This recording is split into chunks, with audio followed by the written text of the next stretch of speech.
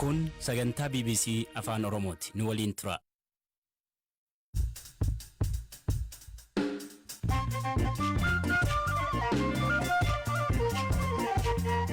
Yooyyaa malee yooyyaa dhaggeeffattoota raadiyoo BBC afaan Oromoo nu dhiyaadha bakka dhaggeeffachuu jirtan cufaatti sagantaan keen am jalqaba. Kopheerra keessatti Itoophiyaan dhaabbilee gargaarsa sadii ugurti.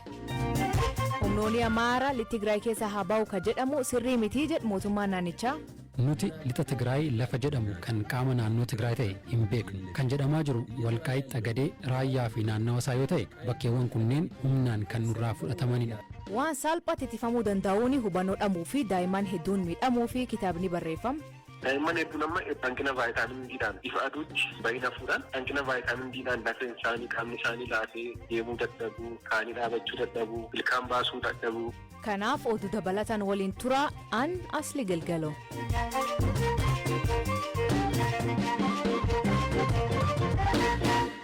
Dhaggeeffattootni oduutiin jalqabaanii lagta kaazee Itoophiyaa fi Suudaan daanges keessa ganam kanaa dabalataan reeffi argamu jiraatonni gam Suudaan BBC'tti himan. Dr. Tedros Tafarraa ka gamdaangaa Suudaanii jiraatu har'a reef lama arguu hima. Reef 30 akka bisaaniin dhibamee Suudaaniin bahe keessa 12 milisaatiin arguu dubbata. Namoonni reefi isaanii lakkeessatti argamaa jiru kunneen dhalatoota Tigraay, lixa Tigraay naannoo Humaaraatti ajjeefamanii lakkeessatti gatamanii jedhu rogeeyyiin Tigraay. Mootummaan naannoo Amaaraa kan maantana naannoo Humaaraa harka qabu gamisaatiin reefi namoota lakkeessa baafamaa jiru kan namoota nagaa miti jedha. Dubbi himaan mootummaa naannoo Amaaraa obbo Gizaachoo Mulunee akkan jedha. ፈጽሞ ነጭ ውሸት የሆነ ነው በሬ ወለደ ወሬ ነው ማለት ነው ህዋት soba adiidha sangaan dhalee akka jechuuti TPLF hawaasa idil-addunyaa dogoggorsaa jira torbee lama dura lola Affaarii fi Raayyaatti godhameen humnooti waraanaaf hiriirsan hedduun jalaa rukutamanii jiru reeffa namoota lola irratti jalaa rukutamanii konkolaataa fe'umsaan fe'ee gara Tigraay geessaa ture warra kanaa fi kanneen rukutamanii hospitaala keessatti yaalarra osoo jiranii du'an guuranii lagatti gatu kanaan hawaasni idil-addunyaa dogoggoruu hin qabu bakkicha deemuun qulqulleessuunis ni danda'ama. ማጣራት ይቻላል ቦታው ድረስ ሄዶ Ammaan dura mootummaan federaalaas himannaa wal fakkaatu dhiyeessee ka ture yoo ta'u TPLF deebii hin kennin. Obbo Gizaachoo Mulunee turtii BBC waliin godhaniin lol humnoota Tigraay waliin godhaa jiraniin namoonni 200 ta'an buqqa'uu hima. በሶስት ግንባር ነው ጦርነት እየተካሄደ ያለው የወልቃይት ግንባር ምንለው አለ adda waraanaa sadiin waraanni kan godhamaa jiru gama kaabaan addi waraanaa Walqaayitti jira addi waraanaa Waaq jira waraanni jabaan kan itti godhamaa jiru ammoo adda waraana bahaa kan Raayyaati Raayyaa qofatti namoonni 150 ol walumaa galatti ammoo namoonni 200 ol qe'ee isaanii irraa buqqaaniiru yeroon isaa waqtii gannaa ta'us hawaasa hirmaachifnee mootummaa federaalaa waliin deeggarsa gochaafii jirra dhaabbileen idil-addunyaas dhaabbilee dhugaa yoo ta'an akka nu gargaaran barbaadna. ትክክለኛ ተቋማት ከሆኑ ለነዚህ አካላት ድጋፍ ያቀርቡ እንዲያግዙን እንፈልጋለን።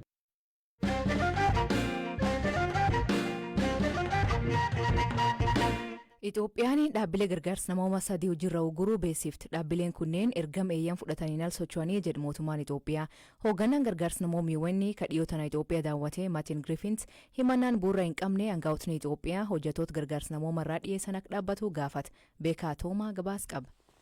Medicine Sans Frontiers yookiin Hakimoota Daangaa Maleeyyii damee Holland Norwegian Refugee Council fi Almaktum Foundation dhaabbilee gargaarsa namoomaa mootummaan Itoophiyaa hayyama hojii isaanii baatilee sadiif jalaa uggureedha. Naannolee Tigraay, Gambeellaa, Amaaraa fi Somaalii keessatti gargaarsa fayyaa akka kennu MSF dameen Holland hayyamni isaa ugguramuun hojii lubbuu baraarsaa hojjetaa jiru akka miidhu ibsa BBCf ergeen himeera. Mootummaan Itoophiyaa dhaabbati kun ergama heeyyama fudhateef alaa odeeffannoo dogoggoraa tamsaasuu fi satalaayitii qunnamtii reediyoo hayyama malee biyya galchuun himate dabalataan lammiilee biyyoota alaa hayyama hojii seera qabeessa hin qabne qacaree hojjechiisaa ture jedha haaluma wal fakkaatuun bara 2020 namoota miliyoona walakkaa ol naannolee garaagaraa keessatti gargaaraa akka ture ka himu Norwegian Refugee Council odeeffannoo dogoggoraa tamsaasuu fi lammiilee biyyoota alaa hayyama malee qacaree hojjechiisuun himatameera dhaabbileen kunneen dhimma hayyamni isaanii ugguramuu mootummaa Itoophiyaa waliin mari'achaa akka jiran ibsa baasaniin beeksisaniiru dhaabbati biraa ka biyya UAE hayyamni isaa jalaa uggurame Almaktum Foundation seera COVID-19 to'achuuf kabajuu dhabuu fi dhimma bajata qisaasessuun wal qabatuun himatameera. Waraanni kaaba Itoophiyaatti humnoota mootummaa federaalaa fi humnoota Tigraay jidduutti adeemaa jiru erga eegalenas hariiroon dhaabbilee gargaarsa namoomaa fi mootummaa Itoophiyaa jidduu jiru yeroo gara yerootti laaffachaa dhufe.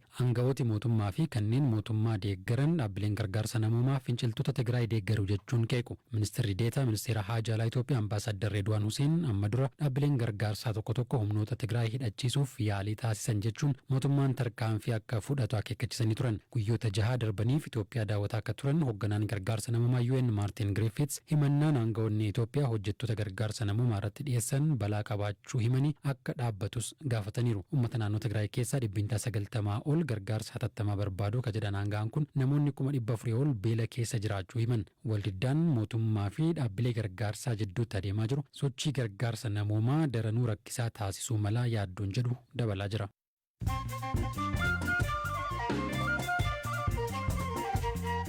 Dhaggeeffattootni amma oduu gaggabaaboo addunyaa isaanii dhiyeessaa jalqabaan Suudaan miseensa murtii yakka idil addunyaa ICC ta'uu fi sagalee guutuun irratti waliigaluu himan. Ministeerri muummee biyyattii Abdallah Hamdok Twitter isaa irratti Suudaan amma olaantummaa seeraa kabajuu fi kabachiisuu fi kutannoo cimaa akka qabdu jedhe. Tarkaanfiin Suudaan kun biyyattii pireezidantii duraanii Omar al-Bashir dabalatee kanneen yakka waraanaan himatamanii jiran ICC dabarsitee kennuu fi xumuruu akka ga'u argisiisa. Indiyaa magaala Deelitti dubartiin umrii gan 9 gareen gudeedamtee reefisii gubamuu fi hiriirri mormii guyyaa 4 deemaa jira. Intalli tun tabbisaan waraabuu fi haadhii ergattee gochi kun irraan raawwatu himan. Poolisoonni amma dhiirota 3 qabuu ibsa. Afgaanistaan magaala Kabul keessatti haleellanii mana ministeera ittisa biyyattii irraa raawwatee lubbuu nama 8 galaafate. Ministeerichi Bismillaahi Kaan yeroo haleellaa kanaa man hin turre maatiin isaallee nagaan ba'uu himan. Gareen Taalibaan kan itti gaafatamummaa fudhattee haleellaa kana hojjettoota mootummaa irratti taasisuu fi karoorfannee jetti. Olimpikii Tookiyo deemaa jiruun Keeniyaan irraa warqii jalqaba argatte. Fiigicha dhiirotaa miitira 800 atileetonni Keeniyaa 2 tokkoffaa fi 2ffaa ba'uun injifatan. Yuugaandaan irraa warqii jalqaba argatte. Pireezidantiin Rwaandaa Paul Kagameen afaan Swahilii biyyisaa guddisuu fi barsiistonni Tanzaaniyaa irraa dhufan pireezidantii Tanzaaniyaa gaafate. Rwaandaan kabar 2017 Swahilii afaan biyyaalessaa dabalte hanqin barsiistotaa fi guddachuu dadhabuu himte. Jidabree pireezidantii Yuugaandaa Yoweri Museveniin Afrikaa tokkoomsuu fi lammiileen Afrikaa Swahilii baruu qabanii jedhe. Ministeerri muummee Tuniiziyaa kadhiyoota naangoo irra kaafame eessa jira jechuun uummatii gaafachaa jira. Miidiyaa biyya keessaa eegee aangoo irra kaafame maatiin hin argine jechuun gabaasaa jira. Pireezidantiin biyyattii Qaayis Sa'iid Meechichi aangoo irra kaasee paarlaamaa yeroo fidhuun ni yaadatama.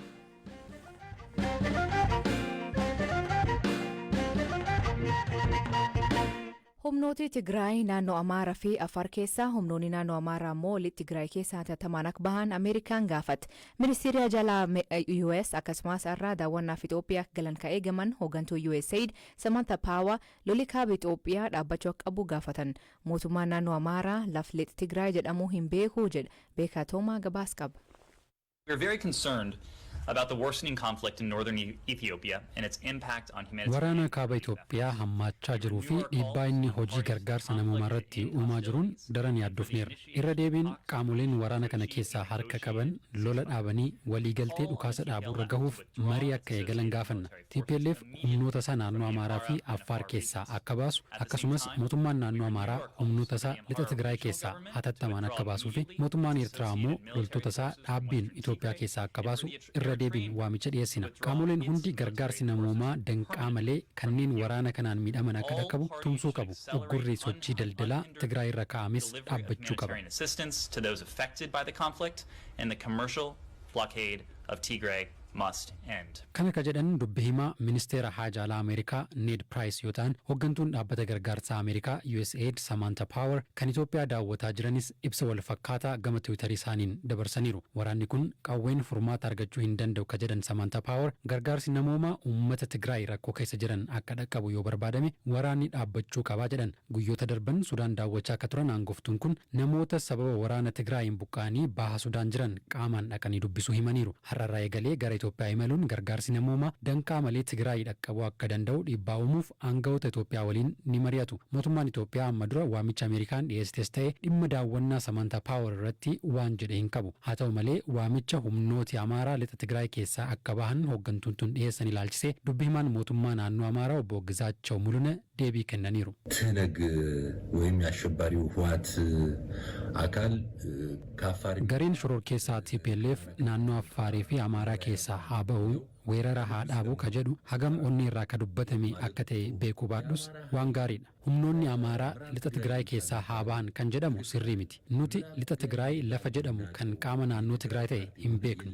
Kan jedhamaa jiru Walqaayitti Xagadee Raayyaa fi naannawa isaa yoo ta'e bakkeewwan kunneen humnaan kan nurraa fudhatamanidha. Eenyummaa isaa saamame deebifachuuf qabsoo godheen uummanni bilisummaa isaa labsatee jira. Amma nagaan jiraachaa jira. ህዝቡ ባደረገው ትግል ነፃነቱን አውጇል። አሁን በሰላም እየኖረ ነው ያለው።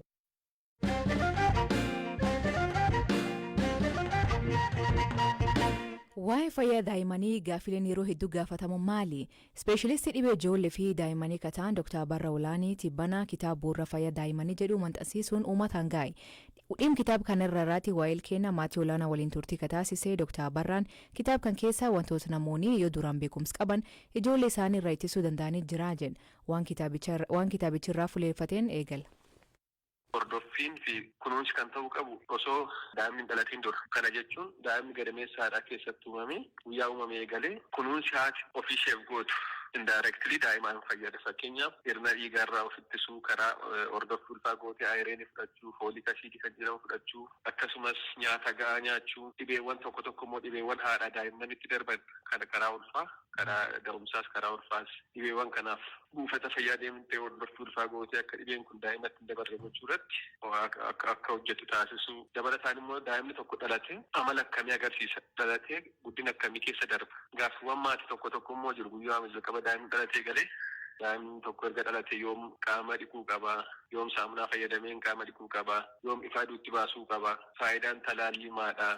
Daa'imni koo dhibee akkasii qaba. Fakkeenyaaf dhibee bulgaatii qaba, dhibee garaa jininnaa qaba, dhibee gogiinsa garaa qaba. Maatiin waa'ee daa'imman isaanii waan hedduu baruu barbaadu. Keessumaa wantoota bu'uura ta'e irratti wantoota maatiin beekuu qaban jedhaman irratti kan fuulleeffatedha. Yaalli yookaan fayyaan daa'immanii kan nama guddaarraa maaltu adda godha? Maaltu akka ulfaatu gochuu danda'a? Daa'imman akka nama guddaa waan barbaadan dubbatan. Waan barbaadan hundumaa maatiirraa eeggatu.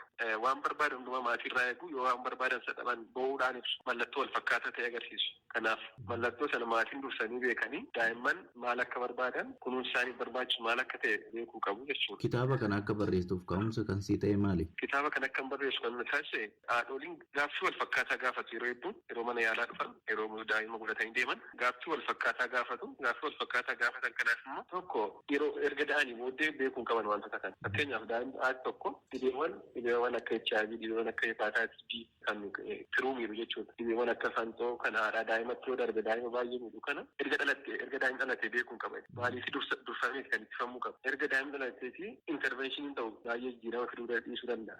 Kanaaf dursanii akka itti qophaa'an taasisuuf uummata bal'aa barsiisuun barbaachisaadha. Uummata bal'aa barsiisuuf immoo kitaaba barreessuun dirqamadha ta'e jechuudha. Taariyaati waggaa baay'ee yaala daa'immanii irra hojjetteerta jedheetiin yaadaa. Wanni rakkisaan yaala daa'immanii keessa jiru maali? Mudannoo akkamii qabda dhuunfaa keetiin? Mudannoos dabalatee wantoota salphaatti ittifamuu danda'an fakkeenyaaf wantoota akka hir'ina dhiigaa, wantoota akka dhibee ifa vaayitaamin D kan ifa aduurraa argaman. Daa'imman ifa aduutti ba'uudhaan faayidaa hedduu argatu. Isa keessaa tokko immoo faayidaa vaayitaamin D. Daa'imman hedduun amma hanqina vaayitaamin D'dhaan ifa aduutti hin bahin hafuudhaan hanqina vaayitaamin D'dhaan lafeen isaanii qaamni isaanii laafee deemuu dadhabuu, kaanii dhaabachuu dadhabuu, ilkaan baasuu dadhabuu. Kun wantoota salphaatti ittifamanidha wantoonni kun.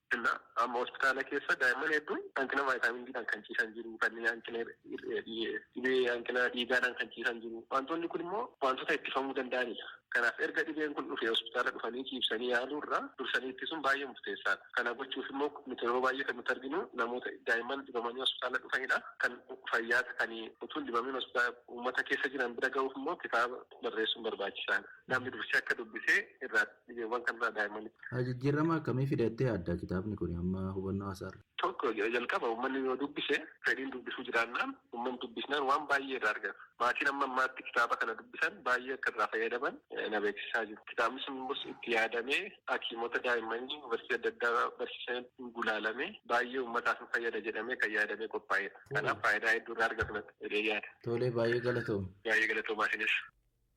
Dhaggeeffattootteen sagantaan irraa ganumaa nu waliin turuu keessanii fi ulfaadha isaniin jedha. Mammaansi galgala kanaa fayyaan abbaa har hiikaan isa isaan biraatti maanii kooment keessan nu beeksisa. Sagantaa kan qophees beekaa atoomaa oduutiin dabalataan weebsaayit keen BBC News afaan Oromoo irra laala gam teknikaatiin namni sagantaa kan nu qopheesse Deevis Masaaru kan isaniif dhiyeessan immoo aan asli galgalooti. Ak borisaatti akkana nagaa waaqa kee bulaa oraa bulaa deebanaa hangafamaadhaan bulaa.